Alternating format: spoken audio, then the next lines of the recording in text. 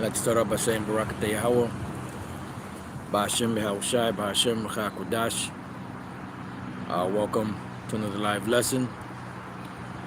The name of this one is the Israelite Foreigners, which when you read the New Testament, it uses the word or the term gentile. And that has been one of the most misunderstood words in the New Testament for these nations to try to include themselves, into the teachings of the Bible and into the blessings that are to be given to the nation of Israel only. Now, ultimately, in the kingdom of heaven, the other nations will have to follow our laws, statutes, and commandments, But for the time being, this message or this gospel or this good news is only to the Israelites. And I want to start off with two precepts. First one is in the book of Genesis, the 10th chapter, and the 5th verse. It says, "These 12 Yahushai sent forth and commanded them, saying, Go not into the way of the Gentiles, and into any city of the Samaritans enter ye not." Because this message is not to the actual nations.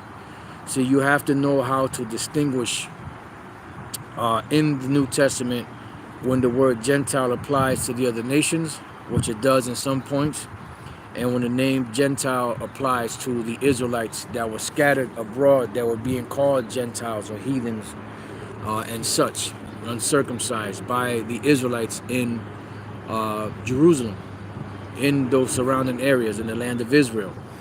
And that's why you still to this day have a lot of misconceptions as to what the teachings of Yahushai and of the apostles were concerning the Gentiles, which were Israelite foreigners. All right, and for some reason this topic keeps coming up, especially now that you have these so-called Christians, trying to come up against the Hebrew Israelites every other week or every other day or every other couple of days or whatever the case may be. You have a new individual coming up, trying to bring out that same tired plantation Christian dogma, about the Gentiles being saved. And that's not talking about the other nations. It's talking about the Israelites. So Yahushua goes on to say, but go rather to the lost sheep of the house of Israel. So the word Gentile, like the word world and other words in the English, have different meanings. Like this term Gentile, it could refer to the other nations, or it could refer to the Israelite foreigners. Now what I did was I looked up the word Gentile in the Common Dictionary just to see what it says. And one of the definitions is belonging to or characteristic of non-Jewish peoples. Now, in that definition, it also goes into the, I believe it's the Latin word gentilis, which means foreigner. And understanding foreigner is key to understanding this knowledge, because the Israelites became foreign under the curses, and that's why it's so important to understand that term foreigner, because Lord's will, we're going to get into the history of the syrophoenician woman, which was an Israelite foreigner.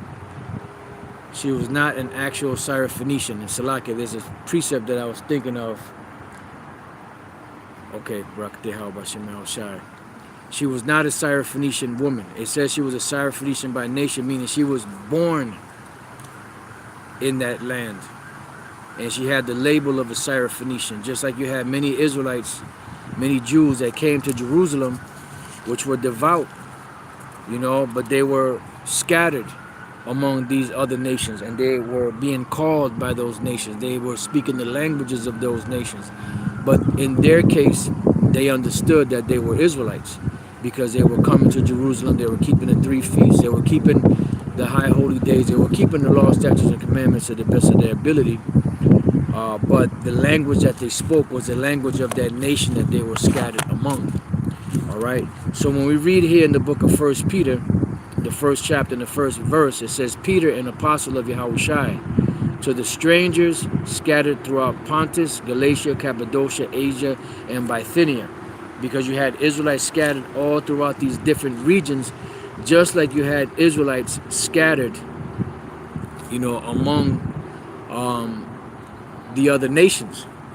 And you had Israelites that were all in the land of Syria, going all the way back. And those, we're going to try to hit a couple of points, see how the Spirit allows it to go. Now, when you look up this word, this is why it's important to look up words. When you look up this word scattered, right, in the book of 1 Peter, the 1st chapter and the 1st verse, the word that we see there, and just bear with me for a hot minute. Oh, come on, man. All right. Just bear with me 1 second. Let's pull up the book of 1 Peter,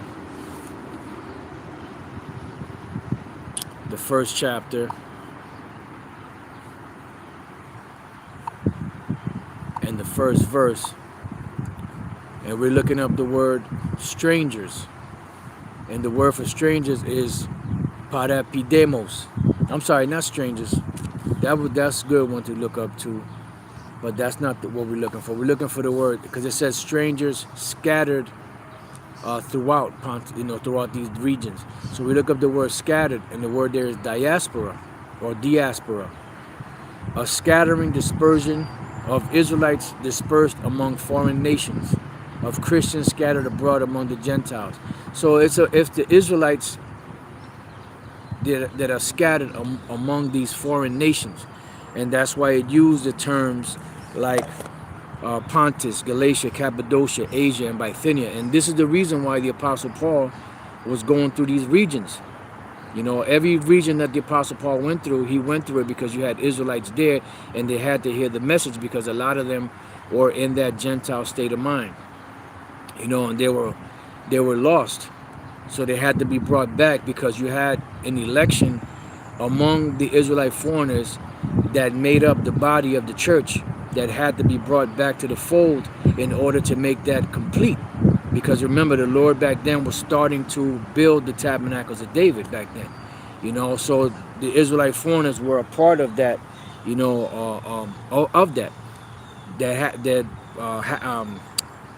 happened to them during the dispersion, the scattering. And when we read James 1:1, it's the same thing. James, a servant of the Most High, and of the Lord Yahushua HaMashiach, to the 12 tribes which are scattered abroad, greeting. And the same word for scattered is in both of these. It's the word diaspora. So the 12 tribes were scattered, and the Israelite foreigners, which were also Israelites, were scattered. And they, being the strangers that would come back to the fold, the Lord had to open up a window and a door for them to come back. Because why were they being called strange? Why didn't just say, well, those scattered Israelites among these nations, among Bithynia? Because they didn't know they were Israelites. They had fallen away from their nationality. And this is the reason why the apostles had to go and teach them. Because they became no people, pursuant to Hosea, the 1st chapter, and the 10th verse down, because the Lord was angry because we forgot him, so he forsook us.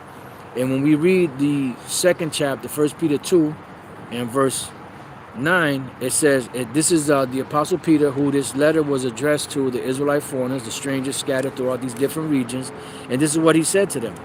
But ye are a chosen generation, a royal priesthood, and holy nation, a peculiar people, that you should show forth the praises of him who have called you out of darkness into his marvelous light, which in time past were not a people, but are now the people of the Most High, which had not obtained mercy, but now have obtained mercy. Dearly beloved, I beseech you, as strangers and pilgrims, abstain from fleshly lusts, which war against the soul. So these Israelites, because the only people that was spoken to, calling them a holy people, a peculiar treasure, a kingdom of priests and kings, that was only to the nation of Israel. And this is why it's important understanding history, understanding certain things that are written, understanding certain words, because that's, you know, and through the abundance of the Holy Spirit, that's where you get the understanding from. You know, because other than that, you're not going to get it. So now, let's go from there to, we read Matthew 10 where Yahushua said to go not to the way of the Gentiles. Let's read that again. And there's another point there. Then Lord's will, we make a point in the Old Testament, and then I want to get to some of these precepts in the history. This is Matthew chapter 10, verse 5 again. These 12 Yahushua sent forth and commanded them, gave them a strict order, saying, go not into the way of the Gentiles, and into any city of the Samaritans enter ye not, because this message is not to those peoples. But our people were scattered among them. But the thing is that the Jews in Jerusalem, the ones that were in Israel, that knew that they were Israelites, especially of the tribe of Judah, this message was to them first, which we're going to get that precept, Lord's will, a little later. It says, but go rather to the lost sheep of the house of Israel, because the Israelites were lost. And these nations never had a part in building with us. The reason why these nations even started to speak about, you know, being Israelites or doing anything concerning the law, statutes, and commandments, and sacrifices and things of that nature, was because the Lord kicked us out of that land and put implants, you know, later on in the history. You know, when he kicked us out, he put other nations up in the land of Samaria and those surrounding areas, you know, and those people continued that custom all the way up until modern times. You know, that's why you still have certain areas of certain people claiming to be Israelites, because they were part of those implants going all the way back to the time of 2 Kings, the 17th chapter. All right. So this is what these heathens, which were our enemies, and they always have been our enemies and will always be our enemies, said. This is Ezra 4:1. Now when the adversaries of Judah and Benjamin heard that the children of the captivity builded the temple unto the Lord power of Israel, which we're doing today, and these heathens are doing the same exact thing right now. They're trying to include themselves into something that doesn't belong to them. They're trying to inject themselves into a contract that they were never a part of. And this is why they have to take away and add, you know, to the contract in order for them to put themselves in it, inject themselves in it, because they know that they have no part in it. It says, then they came to Zerubbabel and to the chief of the fathers and said unto them, let us build with you. See, let us edify and build with you. For we seek your power as you do, and we do sacrifice unto him since the days of Esarhaddon, king of Ashur, which brought us up hither. Yeah, so these were descendants of those people that were put, you know, there, you know, going back when the Lord kicked us out of there. And they wanted to come and build. Just like today, you have these heathens that are trying to build with us, and we give them the same answer. You know, this is not for you. You have to be an Israelite. And an Israelite is not someone that, you know, just because of the color of your skin or the texture of your hair, you know, or your features or whatever the case may be. An Israelite goes back to the nation of Israel, the ones that go back to Abraham, Isaac, and Jacob, which just so happened to be the so-called Negroes, Latinos, and Native American Indians. But our people were scattered throughout the four corners of the earth, among the Syrians, among all those among the Turks, among Amalek, among Moab and Ammon, and all them different nations, and Edomites. So you have Israelites scattered throughout the four corners of the earth that look like these different nations. But when you go back, if you were able to go back and trace their lineage, you know, you will see that their line goes back to one of those 12 tribes of the nation of Israel. You know, and that's what it's about. It's not what you look like, it's who you are in the spirit, who your fathers are, going back, you know, in time. So it says, but Zerubbabel and Joshua and the rest of the chief of the fathers of Israel said unto them, ye have nothing to do with us to build an house unto our power, that we ourselves together will build unto the Lord power of Israel, as King Cyrus, the king of Persia, hath commanded us. right? So what happened afterwards when they told him this, you can't build with us? This is what they did. Then the people of the land weakened the hands of the people of Judah and troubled them in building. And that's the same thing that they're doing today. You know, they're trying to weaken the hands of the Israelites, but this time, even though back then our forefathers prevailed, and this is going to be the same thing this time. You're not going to prevail. The only ones you're going to pull away are the ones that the Lord doesn't want. And you could keep teaching that supersessionism, that replacement theology. You could keep teaching that the other nations are going to be saved. They're not going to be saved. The only thing they're gonna go into is slavery. Any nation here on the soils of America that is not an Israelite is going to die. Any Israelite that is a part of the 2/3 here in the so-called United States is going to die on the soils of America. The only ones that are going to make it out of here are the elect among the nation of Israel. You know, and then when the kingdom is established, you nations are going to go right into slavery. That is going to be your lot. And that is what you were created for. You know, the only part of the contract that you fit is a part of a slave. And because that's what the Lord made you to be. The Lord said he made the world for our sakes. You know, and you nations are to serve us. All right. So it goes on to say, and hired counselors against them to frustrate their purpose all the days of Cyrus, king of Persia, even unto the reign of Darius, king of Persia. So they're doing the same exact thing.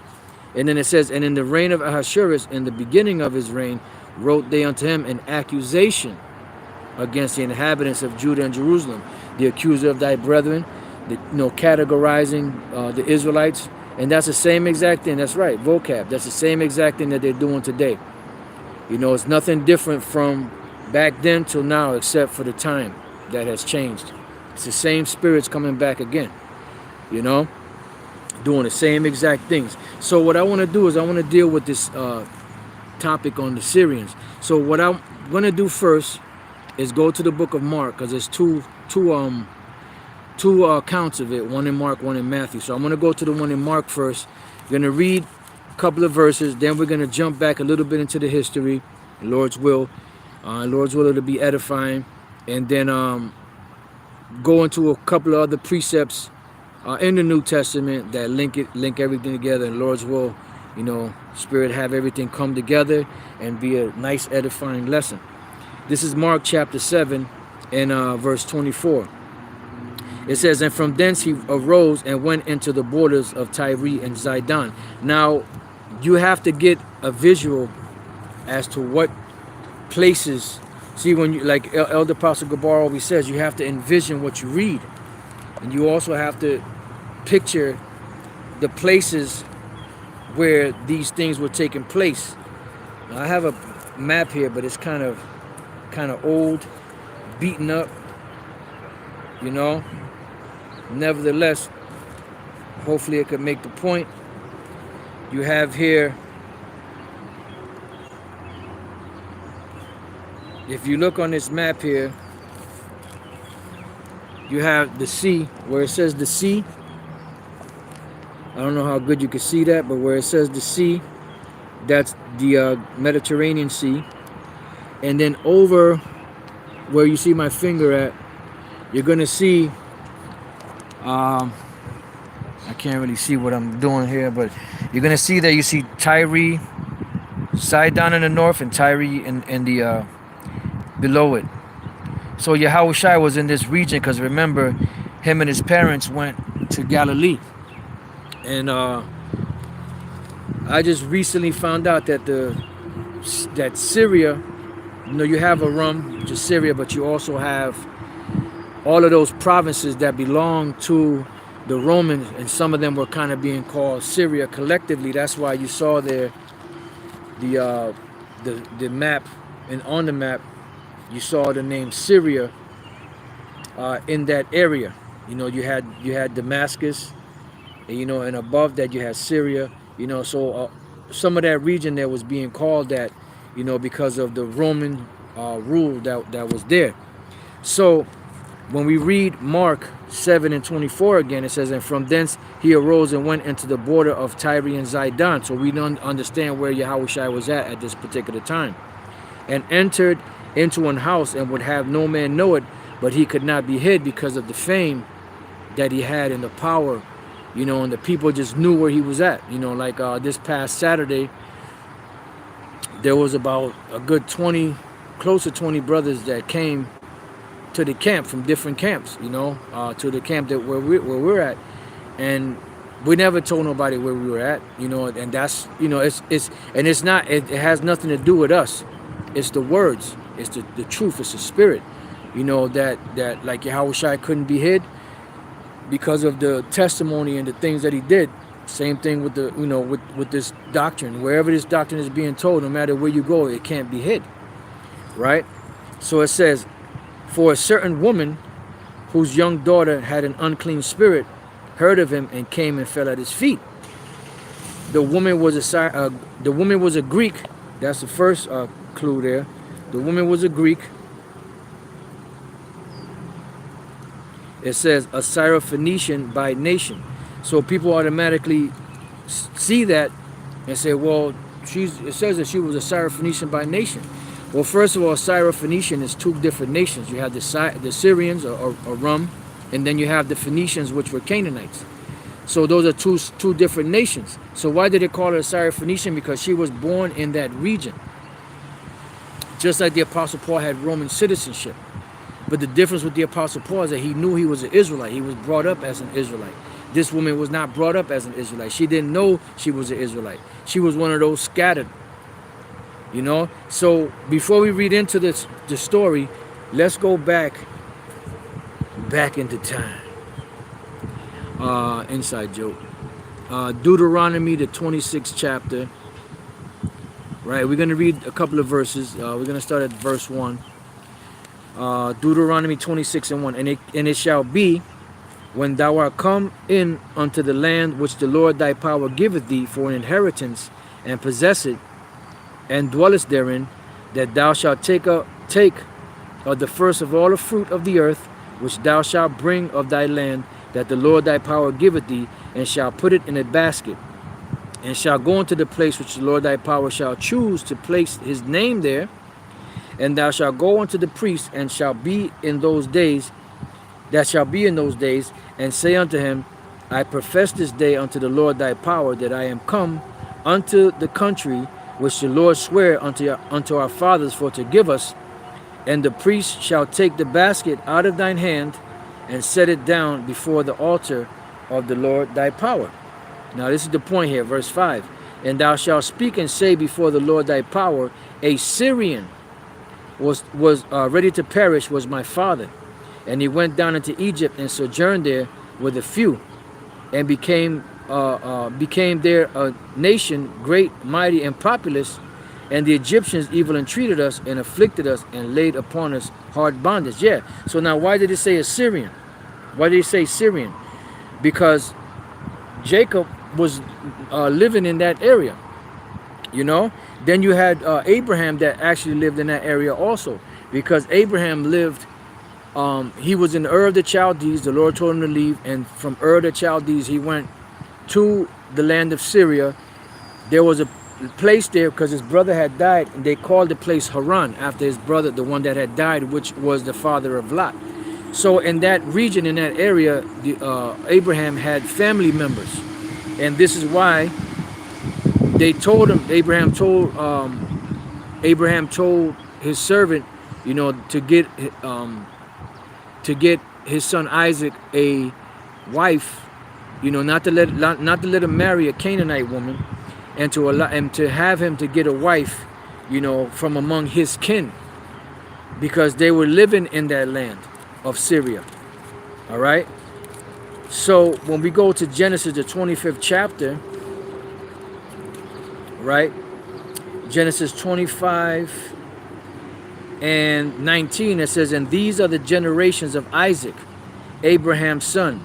Abraham begat Isaac, and Isaac was 40 years old when he took Rebekah, right? Because remember, Abraham made his servant Eliezer promise that he would not get him a wife, of the Canaanites, that he would go to his among his kin to get him a wife, right? Salakia.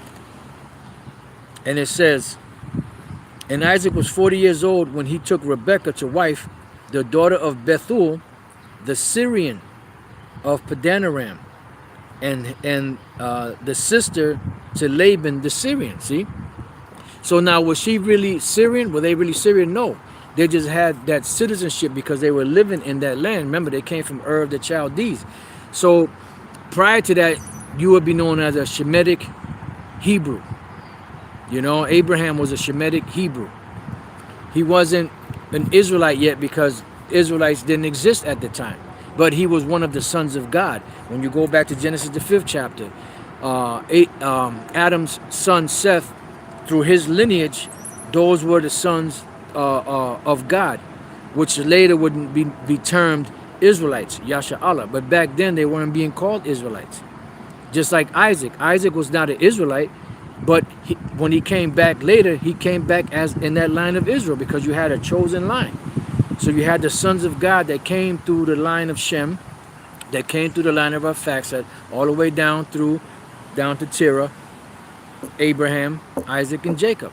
You know? And then Jacob's name was changed to Israel, which is Yasha'Allah, he is the prince of God, or he is a prince with God. And that's where the sons of God came back on the earth as Israelites. You know, and that's who the Lord is choosing. So we're reading that you have these people that were related to Abraham that were being called Syrian. So you always had a handful of people in that land, and then over the years you had communities of Israelites that were living in those lands. And this is who, and that eventually some of them kept the ways and some of them lost the ways. You know, especially when you go up into the Greek Empire. And this is why they were being gathered back. But the thing about it is the Israelites that were in Jerusalem, in Israel, in those regions, they had a disdain for those Israelite foreigners because they looked at them and treated them just like if they were heathens.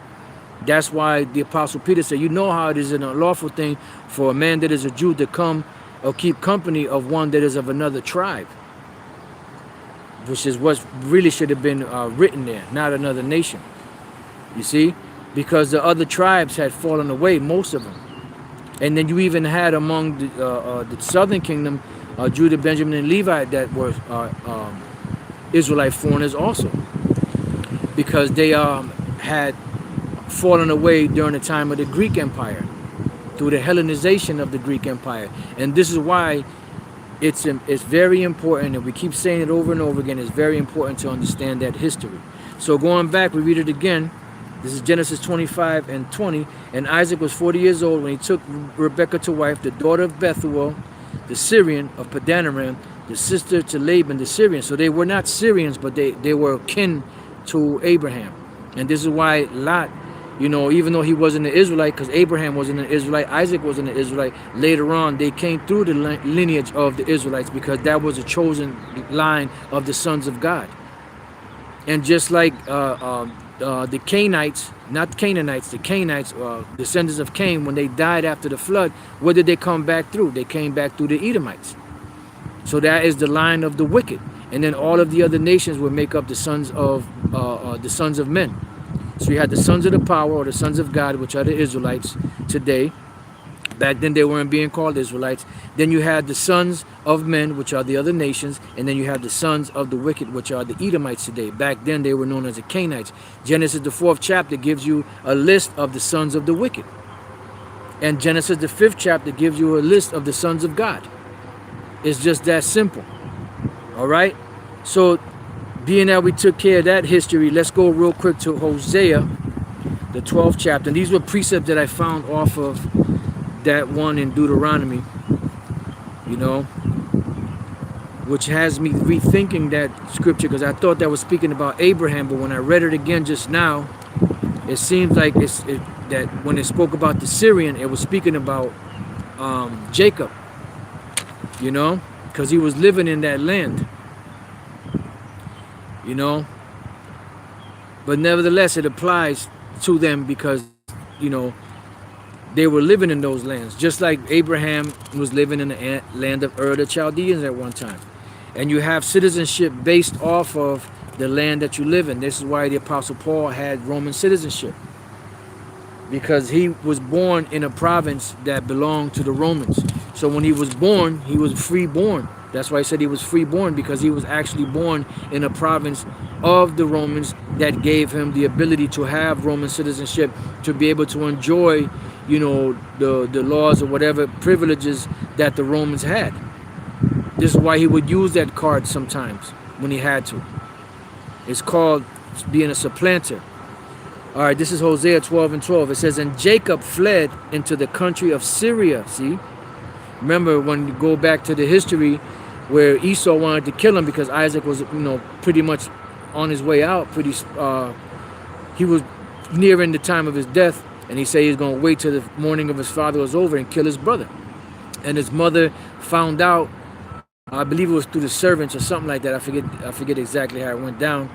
And then she told Jacob to flee, you know. She actually told Isaac to send Jacob to among her kin, you know, to get a wife. But it was to get a wife, but it was really to get him away from Esau, because Esau wanted to kill him. So it says, and Jacob fled into the country of Syria. So we had a long history with Syria. Now, when you look up, because I tried to look up Syrian Jews, you know, to see what information I can get, but pretty much what they did was the history that they give you, they kind of give you like a vague, well, they were from ancient times, but they don't really go into it. You know, that I didn't really find any information on it too tough. But what they do go into is the modern day, you know, Amalekites coming to the land of Israel, and there's so many of them in the land of Israel today, which some of them are Jakes, because you have Jakes among Amalek. You know, you have Jakes still, a lot of Ephraimites still among those Syrians, you know.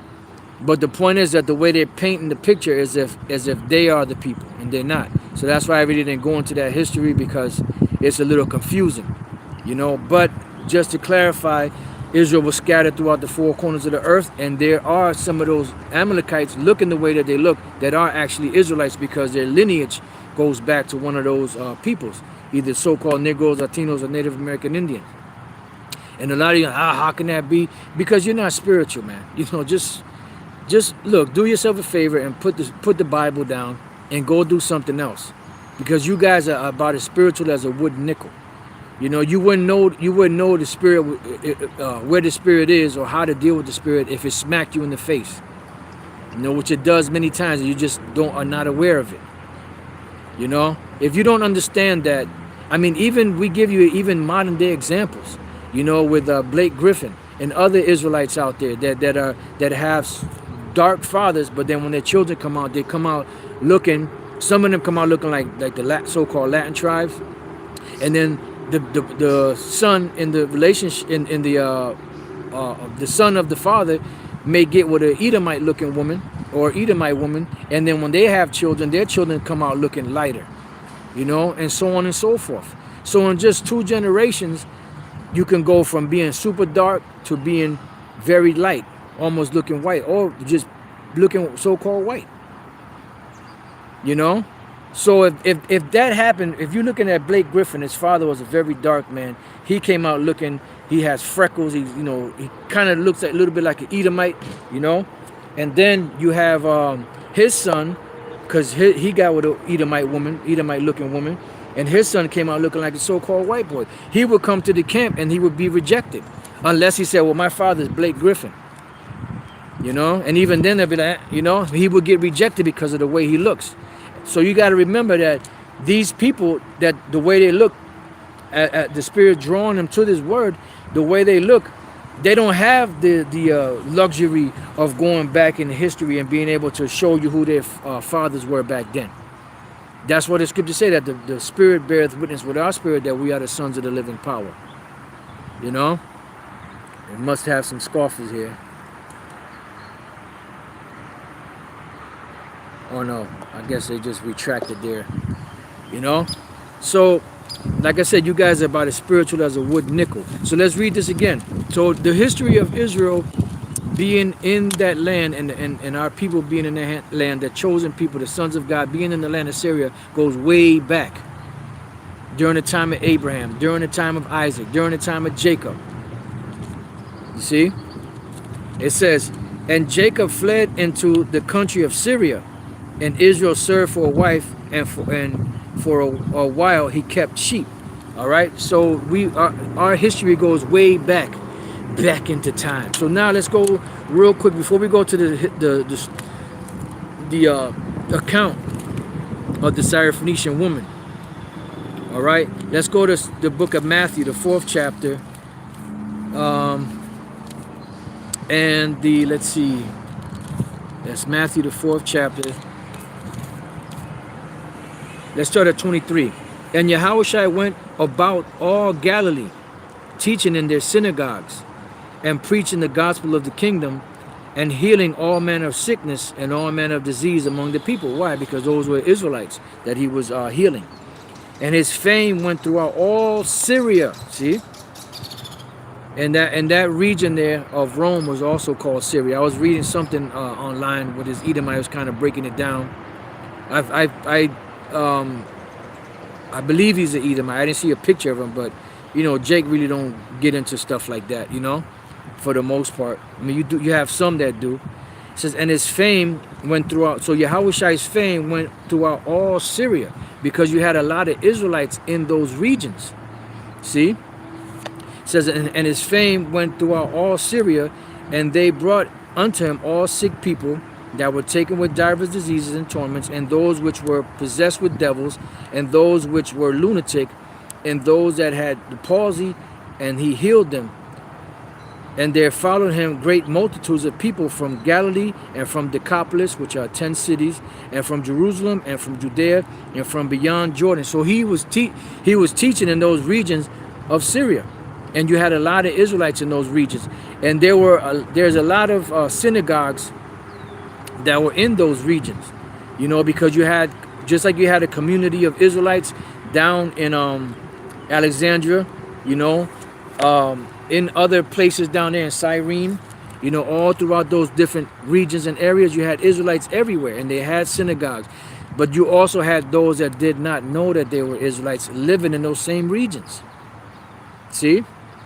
Now, let's go from there.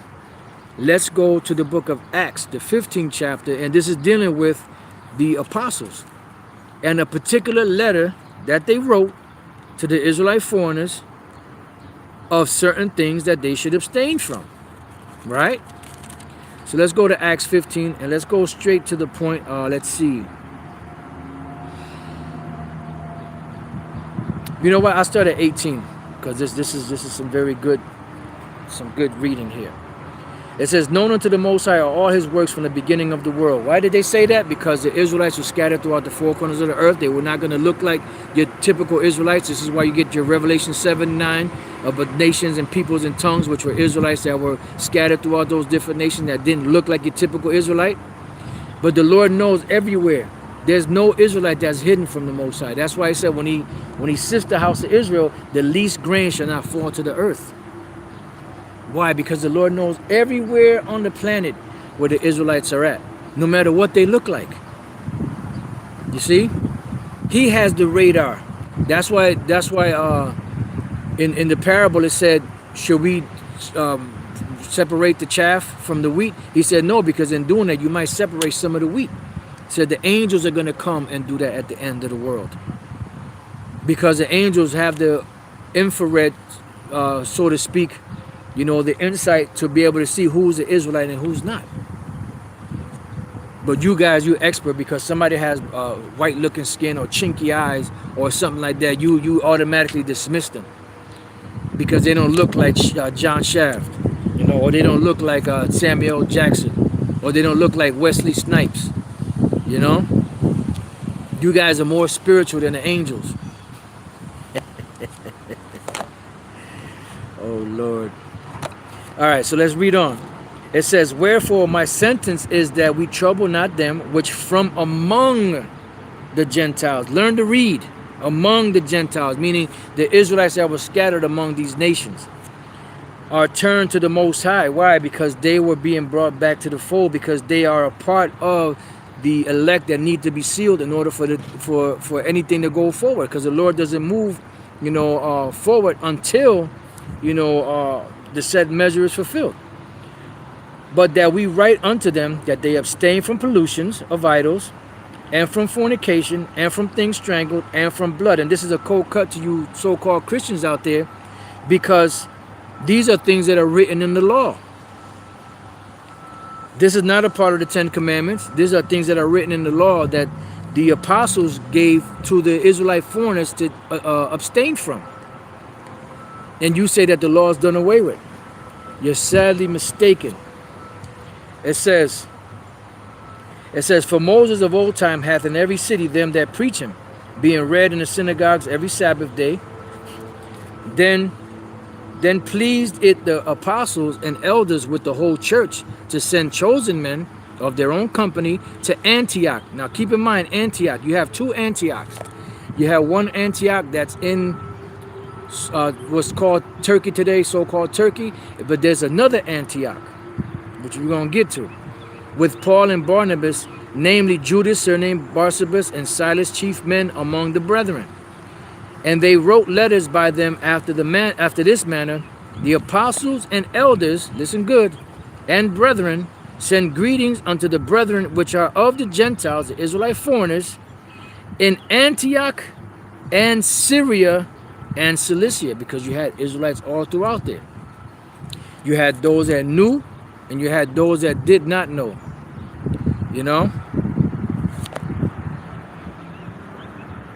Okay, yeah, all right, yep, that's what we were. We was Africans brought here starting in 1619. Yep, you're right. And now what? You can't sing, you can't dance, now what? Inside joke. I mean, see, these guys are hilarious, man. Man, brother, you are a what you call, you're a loser, man, a two-time loser. To spend all your time, scoffing against people. But that's all right. Just keep on doing it. Because you scoffers at one time, y'all were starting to get weak. So let me read that again. And they wrote letters by them after this manner. The apostles and elders and brethren send greetings unto the brethren which are of the Gentiles, or Israelite foreigners, in Antioch and Syria and Cilicia. So Syria, because you had a lot of Israelites there. You had Israelite communities there, but you also had those that fell away. And that's the point. That's the main thing I want to go into. And if you want to read more, you could read more. You could go back into the history. And now we're going to jump to the 41st verse, which says, I'll start at 40. And Paul chose Silas. This is after him and Barnabas had that violent contention, like a serious contention about Mark, and they separated. And Paul chose Silas and departed, being recommended by the brethren unto the grace of the Most High. And he, meaning Paul, with Silas, went through Syria and Cilicia, confirming the churches, because you had churches there. So you had those that knew that they were Israelites and those that did not know that they were Israelites. That's the point. Now let's go from there to Galatians. This is dealing once again with the Apostle Paul. We read about Yahushua, how Yahushua, his fame went abroad throughout all Syria. Dig it. Galatians chapter 1 and verse 15. Galatians 1 and 15. But when it pleased the Most High, who separated me from my mother's womb and called me by his grace to reveal his Son in me, that I might preach him among the heathen, or the Israelite foreigners, immediately I conferred not with flesh and blood, neither went I up to Jerusalem to them which were apostles before me, but I went into Arabia, because you had Israelites in Arabia, and returned again unto Damascus. You had Israelites everywhere, man. It says, then after 3 years I went up to Jerusalem to see Peter, and abode with him 15 days. But other of the apostles saw I none, save James, the Lord's brother. Now the thing which I write unto you, behold, before the Most High I lie not. Right? It says, afterwards I came into the regions of Syria and Cilicia, and was unknown to the by face unto the churches of Judea, which were in Yahushai.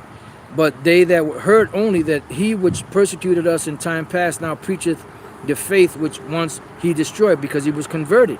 And they glorified the Most High in me. But the point is that he went through the regions of Syria and Cilicia, because you have plenty of Israelites all up in those areas. Now, let's go to the book of Mark 7. And let's start again at 24. And from thence he arose and went into the borders of Tyre and Zidon, which we showed you what that was, and entered into an house, and would have no man know it, but he could not be hid. For a certain woman whose young daughter had an unclean spirit heard of him, and came and fell at his feet. The woman was a Greek, a syrophoenician by nation. So there's no way she could be a Greek, a Syrian. There's no way she could be a Greek, Syrian, and Phoenician at the same time. This was a region in which she was born at. This is a place where she was born at, that she took on the citizenship of that place. The woman was a Greek, a syrophoenician by nation, which she was an Israelite foreigner living in that region, and she besought him that he would cast forth the devil out of her daughter. Now we're going to go, before we read on, let's go to Acts 17 real quick. Acts the 17th chapter and the 16th verse. We're going to read a couple of verses in this. Now, while Paul was Salakia, let me sip a little bit of this juice.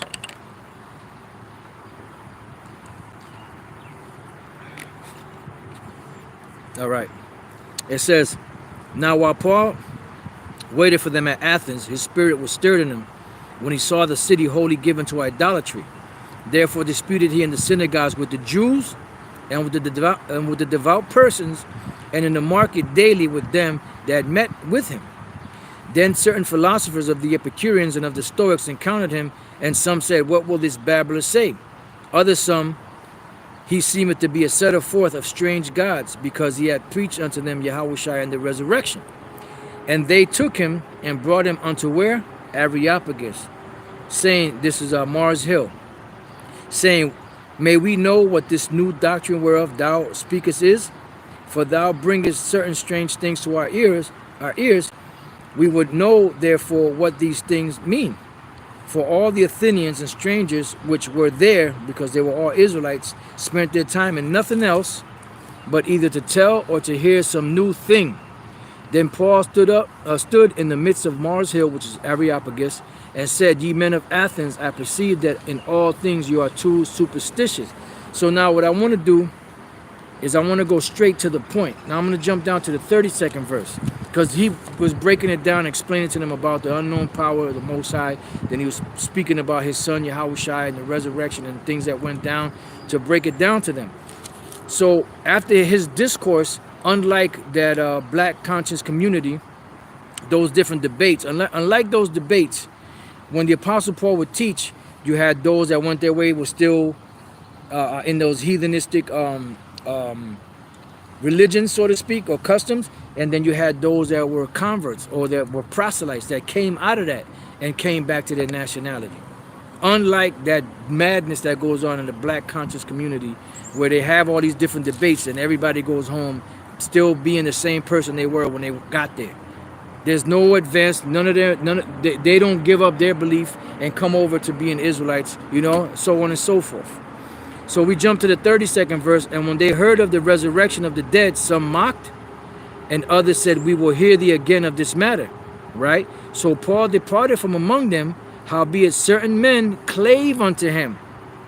These were men from among these Athenians, which were Israelites, that didn't know. But then they heard something in them clicked and said, you know what? I don't know, something about what this man is saying that really resonates with my spirit. Why? Because they were part of the elect. They had that invisible juice, and the Apostle Paul, through the Spirit, turned that invisible juice on for them, which it was the Lord through the mouth of the Apostle Paul. Howbeit certain men clave unto him, and believed, among the which was Dionysius the Areopagite. See? Now, was he really an Areopagite? No, that was his citizenship. That's where he lived. And you have many different examples of this. When you read about different people that the Apostle Paul addressed, that had Greek and Latin names.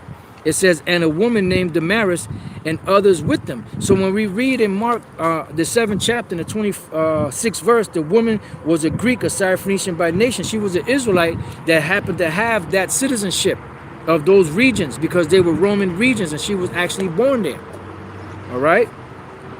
It says the woman was a Greek, a syrophoenician by nation, and she besought him that he would cast forth the devil out of her daughter. But Yahushua said unto her, let the children first be filled, for it is not meet to take the children's bread and to cast it unto the dogs. Now, why would he say something like that to her? Let's go from there. Because it said, I thought the children were the Israelites. Yes, the children are the Israelites. But what happens when you are circumcised and you leave and you break the law? Your circumcision becomes uncircumcision. You figure it out from there. So the first scripture you want to get is Zechariah 12:7. The Lord also shall save the tents of Judah first, that the glory of the house of David and the glory of the inhabitants of Jerusalem do not magnify themselves against Judah. Because it was about building up the Israelites first. Because they had to get the message first, because they were the head tribe. So that the rest of the tribes couldn't magnify themselves against Judah, because Judah is the head tribe. And that's why it says, let's go real quick to Genesis 49 and 8. Judah, thou art he whom thy brethren shall praise. So Judah is going to be the head tribe. So the head tribe had to receive the message first, so that the rest of the tribes couldn't magnify themselves against Judah. And that's why, that's why in these times, going back to the 60s and 70s, the ones that received the word first were who? You had the southern kingdom, which comprised of Judah, Benjamin, and Levi. They were the first ones to receive this knowledge. See? And then the rest of the tribes, because they were supposed to wake up first. Everything has a proper order. The Most High said that all things be done decently and in order. Now, the last one we're going to go to prove this point, because he said it is not meet or it's not right to take the children's bread and to cast it unto dogs. So if she's an Israelite, why did he call her a dog? Hey, well, matter of fact, I got a couple of precepts, Lord's will, if I can remember them all. Let me just get this one real quick.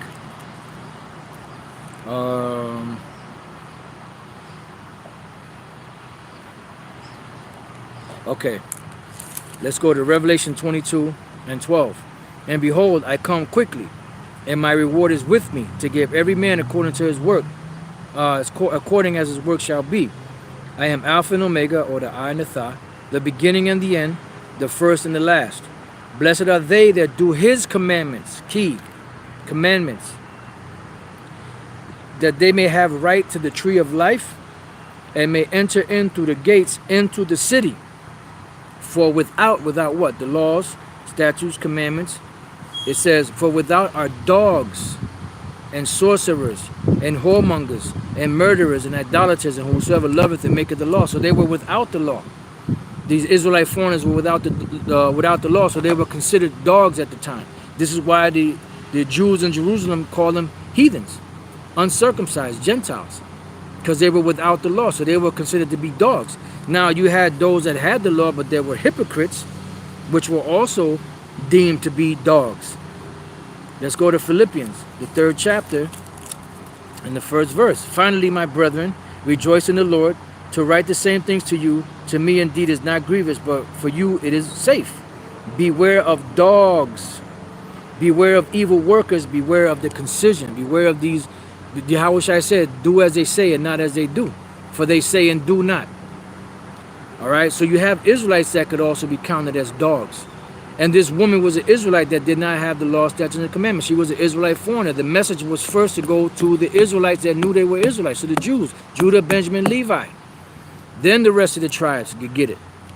Now, let's go to Isaiah, the 56th chapter, and the 10th verse. It says, his watchmen are blind, they are all ignorant, they are all dumb dogs. They cannot bark, sleeping, lying down, loving to slumber. So a dog can be applied to an Israelite. You could have a dog being applied to an Israelite that know he's an Israelite but rejects the Lord or is a hypocrite, and you can have those dogs that are Israelite foreigners that do not have the law, statutes, and commandments, that are not keeping the ways of Yahweh Bashem Yahweh Shai. He said, "Truly, you are my disciples if you continue in the work, in the work." In so many words. So that's why Yahweh Shai called this woman a dog. So let's read that again. Mark 7:27. But Yahweh Shai said unto her, "Let the children first be filled, for it is not meet to take the children's bread and cast it unto the dogs," because the Israelite, the Jews, Judah, Benjamin, and Levi had to be woken up first before the rest of the tribes. Okay? Then it goes on to say, beginning with Judah, it says, "And she answered and said unto him, Yes, Lord, yet the dogs under the table eat of the children's crumbs." Come on, lady. All right? "Eat of the children's crumbs. And he said unto her, For this saying, go thy way, the devil is gone out of thy daughter." Because she had what? Faith. Great faith. Because the Israelite foreigners were going to be gathered by faith. And he saw that she had great faith because she admitted that she was in that state, in that condition. So when we go to Matthew, the 15th chapter, which is the same thing, in the interest of time, I'm just going to go real quick to the last point here. Matthew 15 and 30. And 28. And then Yahweh Shai answered and said unto her, "O woman, great is thy faith. Be it unto thee even as thou wilt." And her daughter was made whole from that very hour. See? So that's why, because the Israelite foreigners were going to be justified by faith, not by the works of the law, even though they were given a certain amount of things in the law to keep. But ultimately it was the faith. This is Romans 3:30. "Seeing it is one power which shall justify the circumcision, which are the Israelites that knew that they were Israelites, by faith, and uncircumcision through faith." See? So the uncircumcised were going to receive salvation through their faith. Romans 9:30. It says, "What shall we say then? That the Gentiles, or the Israelite foreigners, which followed not after righteousness, have attained to righteousness, even the righteousness which is of faith." See? So they received the righteousness which is through faith, not by the works of the law. See? It says, "But Israel, which the ones that knew they were Israelites, which followed after the law of righteousness, have not attained to the law of righteousness. Wherefore," or why? "Because they sought it not by faith, but as it were by the works of the law, for they stumbled at that stumbling stone." That's what Yahweh said, "You shall die in your sins," because they rejected him. He was the one that was going to bring the faith, the grace, But you still keep the law to the best of your ability, but we know that that's not what's going to justify us,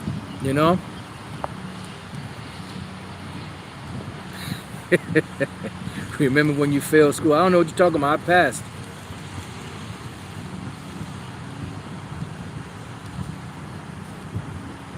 This guy is a clown, man. All right, so it says, "As it is written, Behold, I lay in Zion a stumbling block and a rock of offense, and whosoever believeth on him shall not be ashamed." Yeah, so the Israelite foreigners will be justified by faith, just like the rest of the ones that knew that they are Israelites, were going to be justified by faith. But we keep the law to show, the scriptures say, faith without works is dead. Show me your faith without your works, and I will show you my faith by my works. All right? So this has been, the Israelite foreigners. I had wanted to go to the book of Ephesians, the 2nd chapter, but the point is already made, plus I'm getting calls, may have to do a few things, So with that, I pray that your brothers have been edified, and you scoffers, man, keep up the good work, I pray that your brothers have been edified to the next time I say shalom. Okay, you know what? Let me see if I can hook you up right now.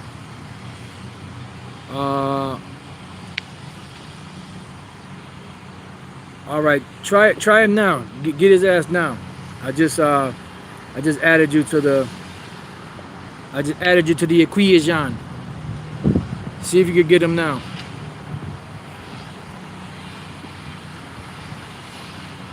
Yep, got it. Got him. All right, hey, Shalom, Akim. Hey, Yabashmeshah Brakathum. You know, to you sincere brothers, elders, all you brothers out there doing the work, and to you few sisters that still watch. Shalom.